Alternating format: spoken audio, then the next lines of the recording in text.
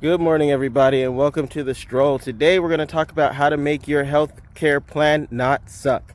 So, a lot of times, whether you have a work plan, an ACA plan, or whatever the case is, you'll have a deductible, you'll have out-of-pocket costs, things like that, where if you go to the hospital, you may still have to pay $3,000, $5,000, $7,000. Well, there are things called supplement plans that you can add, whether it's through your work or not. You can still get these independent of that. And what they do is they pay in the event that something happens to you. So there are hospital accident and sickness plans where if you go into the hospital, first day, they'll go ahead and pay a certain amount of money. How much it costs will depend on how much they're going to pay you if something happens. They also have critical illness plans where if you are diagnosed with something major, the cancers, heart attacks, strokes, some of the major things, they will pay up to about $100,000 depending on what you choose.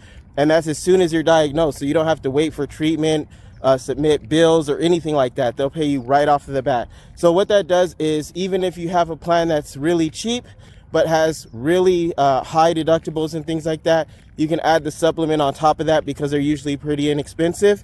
If you have any questions on how to do that, what quotes would be, you can drop a comment or send me a message. Or of course, if you have my phone number, just call me or text me. Have a great rest of your day.